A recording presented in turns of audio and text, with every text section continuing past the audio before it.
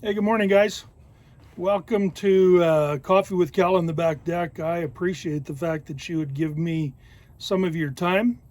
And top of the morning to you. Hope that you have your coffee cup and that we can grow together here a little bit.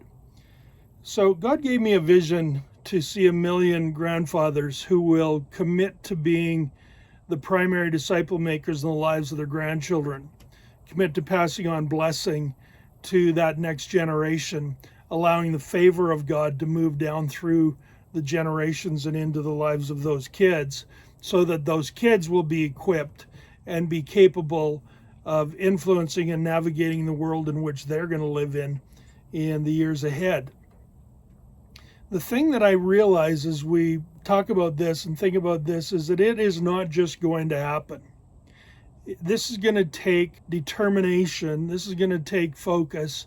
This is going to take willingness to extend and sacrifice ourselves. In reality, what it's really going to take is intentionality. In John Maxwell's book, 15 Laws of Growth, the first lesson is the law of intentionality.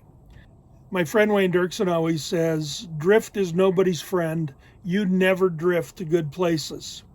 Left to ourselves, we typically do not just arrive somewhere that we hope that would be impactful and beneficial. The reality is most people allow crises and life circumstances to dictate and determine where they're actually going to go, what they're actually going to learn, what they become, what their families become. And they don't give a lot of thought to being committed to defining that destiny before it actually arrives. Maxwell says, hope is not a strategy, which is a brilliant statement. Unfortunately, that's what most people do, is that they just hope that things turn out good. They hope that their kids will walk with God. They hope that they'll survive financially. They hope that they have good success in relationships and every other way. Hope is not a strategy.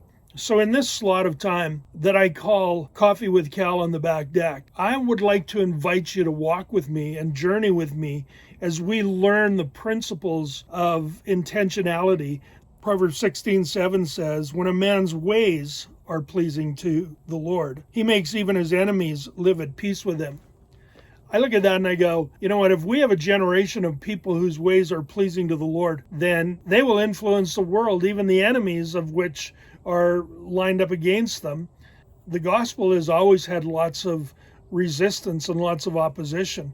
The question is, are we going to have ways and plans that are in alignment with the purposes of God, so that God's favor can move down through those generations and actually redefine what the world is actually going to look like?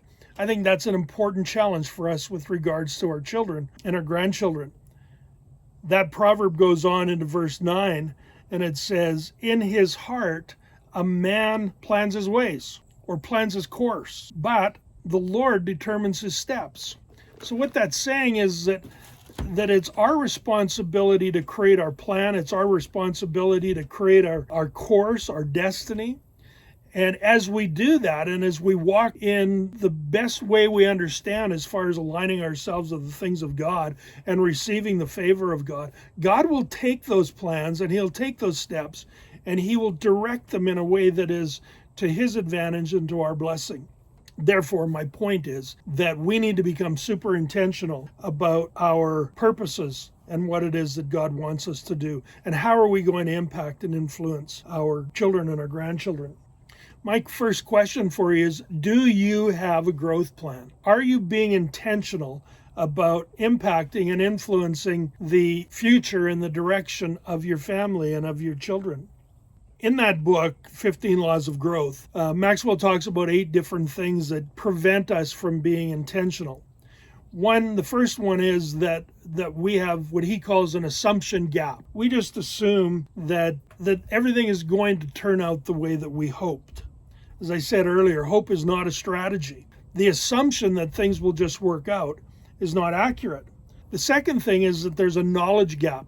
We just don't think that we have the ability to learn how to do this. How do we become effective? How do we become intentional? How do we grow together? How do we learn what it takes to become the kind of influencer that God wants us to become. The third thing is what Maxwell refers to as the timing gap. We'll do this later. Right now I'm busy. Right now I don't have time. Right now I got too many other things going on. Interestingly enough, right now I have crisis going on.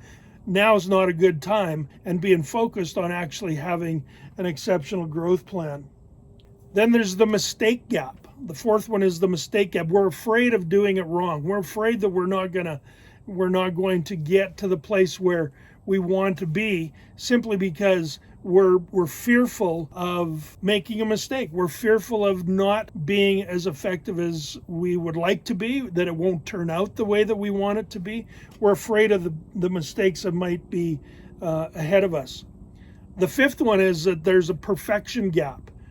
So we don't become intentional about becoming primary influencers on the lives of our grandkids because, first of all, we don't know how. We already talked about that. But we think that we need to be perfect. We need to have all this together before we actually can make a difference. And the reality is that if you don't start, you will not get there. The truth is that we can be pretty sure that we're never going to be perfect at this, but we can also be sure of the fact that we will never get better. We'll never get stronger if we don't become intentional about starting and leaving the concept and the idea of being perfect at it behind us, and actually beginning right now to learn and grow and again, become intentional about becoming the primary disciple makers in the lives of our grandchildren. I used to say to my kids that there's only one way to get to the top of a ladder, and that's to start at the bottom. Get your foot on the first rung, then start to move up the ladder. And as you do, you'll get better and better and better, and you'll get closer and closer and closer to your desired destiny. He talks about a sixth thing, which is the inspiration gap. That gap is where we don't feel like we're actually growing. I've been doing videos for quite a while about different things, and when I stop and look back on some of the first videos that I made, first of all, the thing that is most shocking to me is the color of my hair has changed and the size of my girth has changed.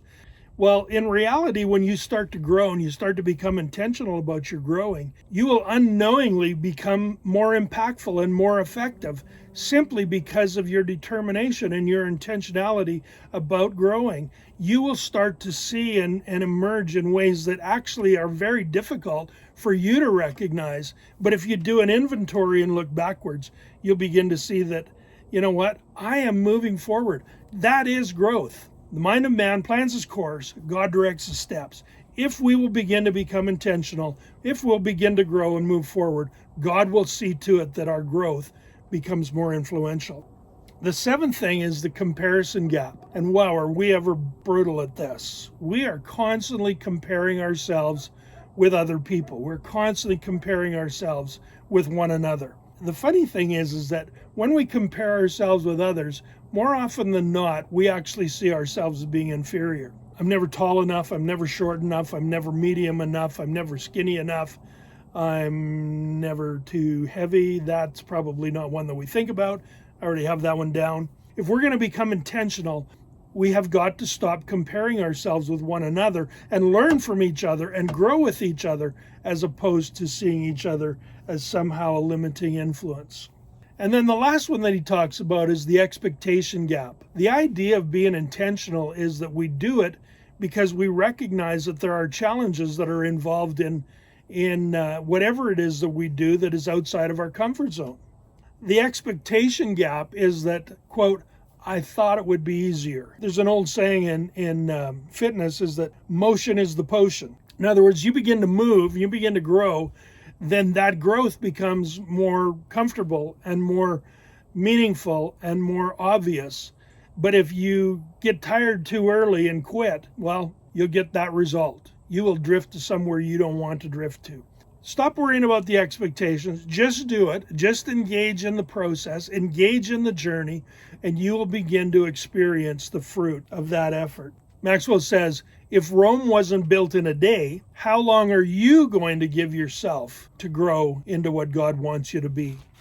Here's the questions that I'd like to ask you. Where do you want to go in terms of being an effective influencer in the lives of your grandchildren? That's a big question you need to ask. If you want to grow, you want to get to a certain thing, then being intentional about it is going to be the key principle or law that you're going to have to employ. What is the farthest that you can imagine actually going? How impactful, how influential do you think you could actually be? How far do you want to go? How determined are you to be influential? How determined are you to be an impactful influencer in the lives of your grandkids? How determined are you? Are you going to just allow the gaps to prevent you from being impactful? My challenge to you, that you would join the rest of this movement to become the influencer that God wants you to be. My encouragement to you right now is to do 3 different things. One, if you like the direction that we're going with Coffee with Cal on the Back Deck, then like this video. That helps me. The second thing is that I'd like you to comment. Give me your insights. Ask questions. Be a part of this conversation as we grow together, as we learn together, as we walk together. And the third thing is that I would encourage you to be in contact with other grandfathers, other men of faith, other patriarchs, and challenge them to be a part of this journey as well. I guess there's a fourth thing, and that is that I'd encourage you, if you have not subscribed to this channel, please do so. And I'd encourage you to pass it on and encourage other men to subscribe to the channel as well. We're on a mission here. We're determined to create a movement of men of faith who will commit to laying hands on their grandchildren, speaking the blessing of God into their lives, and to become the primary disciple maker of those kids' lives.